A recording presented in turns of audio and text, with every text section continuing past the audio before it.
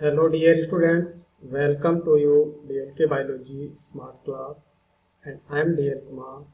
तो बेटा हम बात कर रहे हैं स्टेम मॉर्फोलॉजी और आज की इस वीडियो में हम बात करेंगे फंक्शन ऑफ स्टेम। स्टेम के क्या कार्य हैं और ये स्टेम मॉर्फोलॉजी का अपना अंतिम वीडियो है।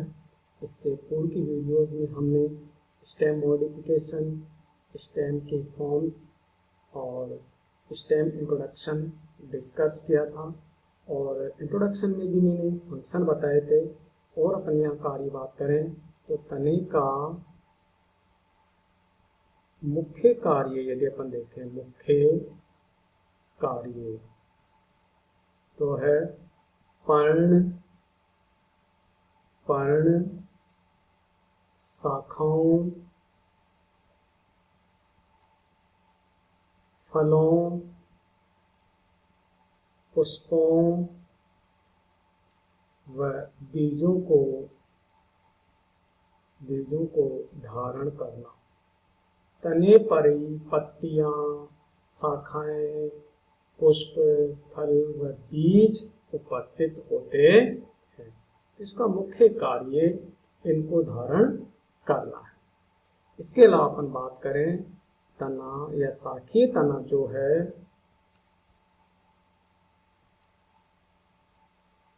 शाखीय तना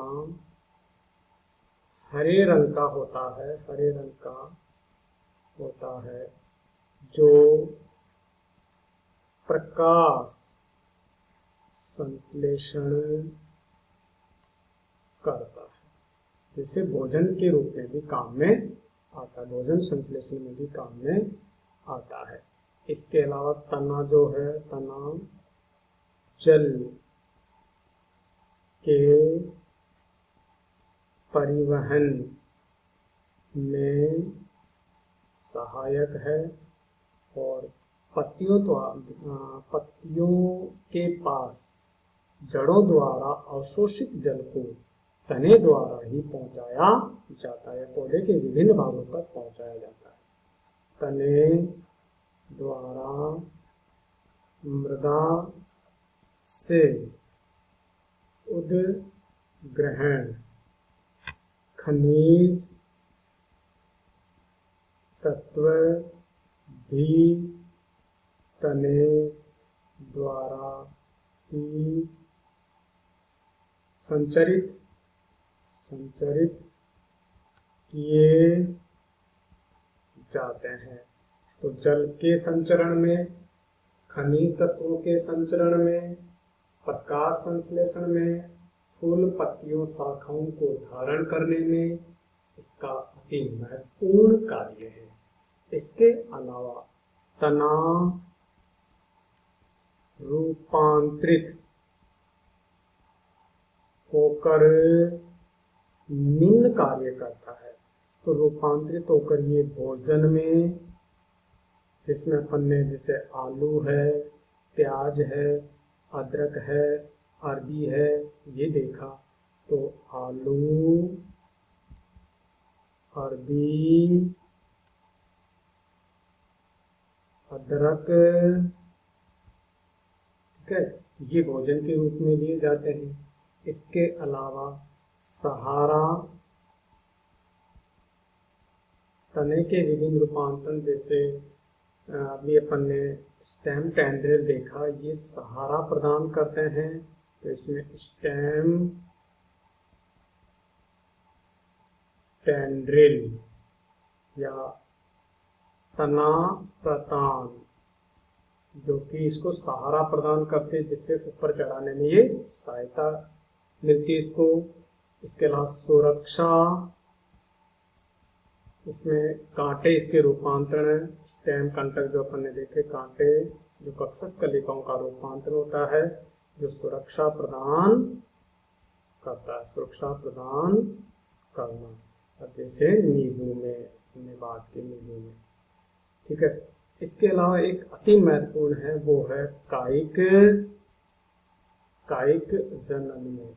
ठीक है, तने के जितने भी अपन ने प्रकार देखे, चाहे वो भूमिगत भूमिगत तने की बात करें, अर्ध वायवीय तने की बात करें, या तीसरा अपना प्रकार था वायवीय तने की। तीनों के जो बहुत सारे अपन ने प्रकार रूपांतरण पढ़े, यहाँ अपन इसके 4 रूपांतरण पढ़े, कंद, प्रकंद, घनकंद और शल्ककंद। और अर्धवायवीय तने के भी 4 रूपांतरण अपन ने पढ़े, ऊपरी भूस्तारी, अंतर्भूस्तारी, भूस्तारी और भूस्तारी का। वायवीय तने के भी अपन ने रूपांतरण पढ़े, प्रणाब स्तंभ, प्रणाब पर्व, बुलबिल्स। ठीक है, ये सारे जो रूपांतरण हैं ये कायिक जनन में भाग लेते हैं। तो इनके द्वारा अनुकूल दशाओं में नए पादप का विकास भी अपन कर सकते हैं। ठीक है, इसमें से एक अति महत्वपूर्ण अपन यहाँ टॉपिक बात करेंगे जो कि एक तरीके से तने के कार्य में नहीं है, और वो है बंगाल। बंगाल का आतंक। यहाँ बात करेंगे बेटा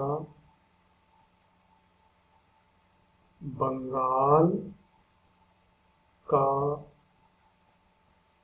आतंक।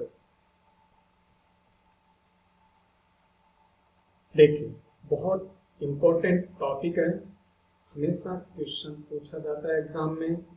बंगाल क्षेत्र के जलीय स्रोतों का आतंकवादी कौन है? तो वो है जल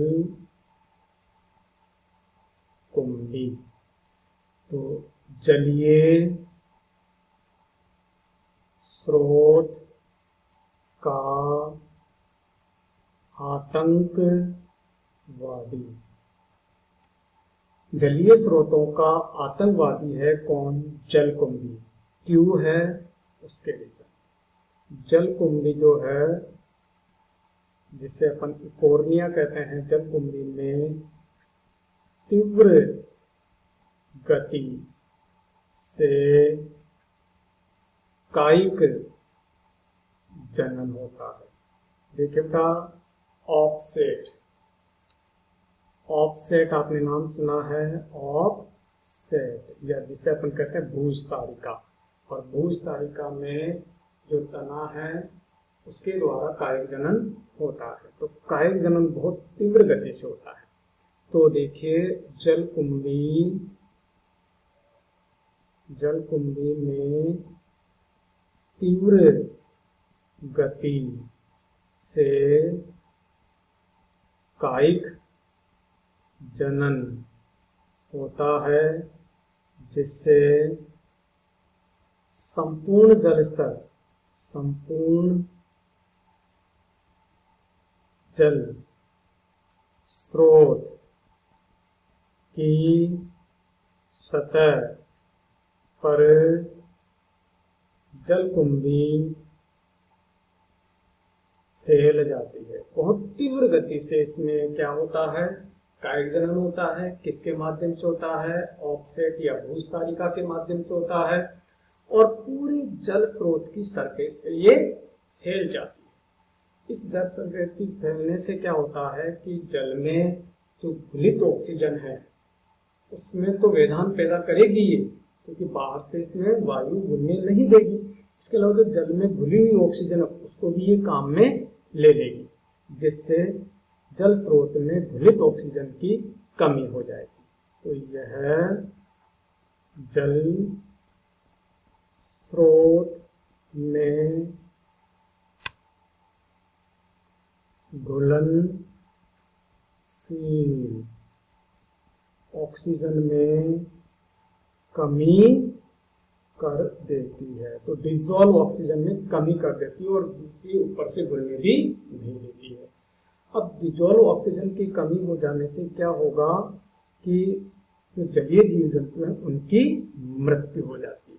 तो जल स्रोत में ऑक्सीजन की कमी से जलीय जीवों की मृत्यु हो जाती है। और उसमें पोषणता में वृद्धि होती है, पोषणता में वृद्धि हो जाती है। पोषणता में वृद्धि की होगी, कोई भी जलीय जीव मरेंगे तो क्या होगा, कार्बनिक यौगिकों की वृद्धि होगी, जिससे उसकी पोषणता में वृद्धि होगी। पोषणता में वृद्धि होगी तो जलकुंभी में तीव्र गति से और वृद्धि होगी, क्योंकि न्यूट्रिशन मिलेगा, जिससे जलकुंभी में तीव्र वृद्धि होती है और पूरा जल स्रोत जो है वो दूषित हो जाता है। जल स्रोत दूषित हो जाता है। इससे जल स्रोत की क्या हो जाती है, कमी हो जाती है। तो इसके कारण क्या समस्याएं पैदा हो गई, यहाँ पर भूख मरी। क्यों पैदा हुई भूख मरी, इस प्रकार से जलकुंभी पैदा होने से जलीय स्रोत नष्ट हो गए, प्रदूषित हो गए, जल स्रोत सड़ने लग गए, जिससे भूख मरी हो गई, क्योंकि वहां के लोगों को चावल और मछली चाहिए और मछली जल स्रोतों से मिलेगी और मछली की मृत्यु हो गई जलकुंभी के कारण। तो वहां के लोगों में भूख मरी। परिवहन में बाधा पैदा हो गई। परिवहन में बाधा क्यों हुई, क्योंकि ये पूरे जलीय स्रोतों में फैल गई, जिससे वहां पर नाव और दूसरे जो भी जल परिवहन के साधन थे उनमें बाधा उत्पन्न हो गई। ठीक है ना। तो इस तरीके से वहां पर पीने योग्य पानी में कमी आ गई, तो पेय जल में कमी, क्योंकि जल स्रोत पूरे के पूरे नष्ट हो गए, प्रदूषित हो गए, तो वहां हाहाकार मच गया वहां की जनता में। तो इसलिए इनको हटाने के लिए एक ऑपरेशन चलाया गया। तो जल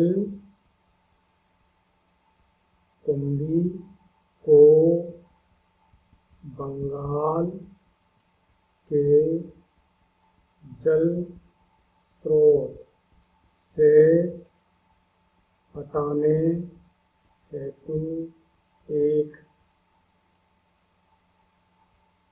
ऑपरेशन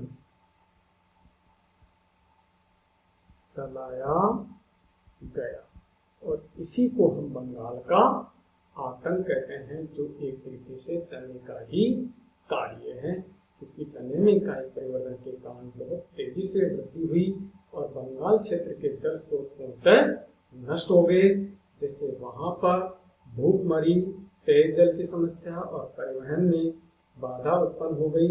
इस कारण से वहां के पूरे जल स्रोतों से जलकुंभी को हटा गया। तो ये थे बेटा तने के कार्य। Okay students, thank you.